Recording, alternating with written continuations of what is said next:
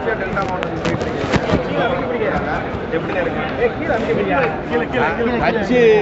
கட்சியினுடைய கூட்டம் நடைபெறுகிறது.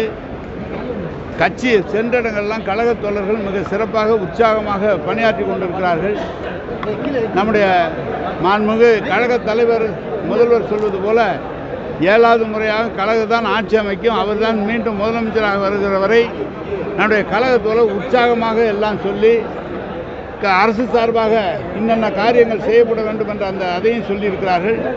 அனைத்துமே குறித்து வைத்திருக்கிறேன். முதல்வரிடம் தெரிவித்து அரசு சார்பாக செய்யப்பட வேண்டிய பணிகளை நிச்சயமாக செய்து முடிப்போம்.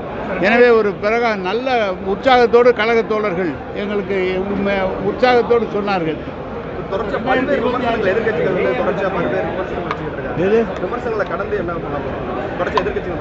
அவங்க ஆரம்பித்ததுலேருந்து திமுகவை தலைவரை விமர்சனம் பண்ணிட்டாங்க. அதை தாண்டி எல்லா தேர்தலையும் 10 தேர்தலையும் திமுக தான் ஜெயிச்சிருக்கு. இந்த தேர்தலையும் திமுக ஜெயிக்க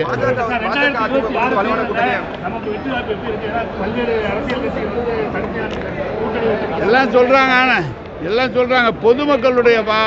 பொதுமக்கள் முழுமையாக தலைவருக்கு நம்முடைய தளபதி அவர்களுக்கு தான் ஆதரவு தெரிவிக்கிறார்கள். எந்த காலத்திலும் கழகத் தோழர்கள் உற்சாகமாக இருந்த நான் பார்த்ததில்லை. மிக சிறப்பாக உற்சாகமாக எங்களுக்கு உற்சாகம் மூட்டி இருக்கிறார்கள்.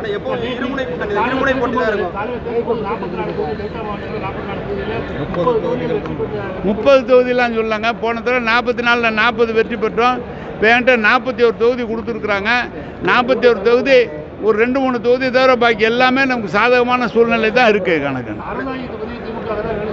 இல்லை, எல்லாரும் கேட்டிருக்காங்க. முடிவு பண்ணுறது முதலமைச்சரில் முடிவு, கழகத் தலைவரில் முடிவு பண்ண. நான் எப்படி சொல்லுவேன், சொன்னதை தோன்றதை சொல்கிறேன். முதல்வர் முடிவெடுப்பார். தெரியல, அது தெரியல, அதெல்லாம் யார் தெரியும்.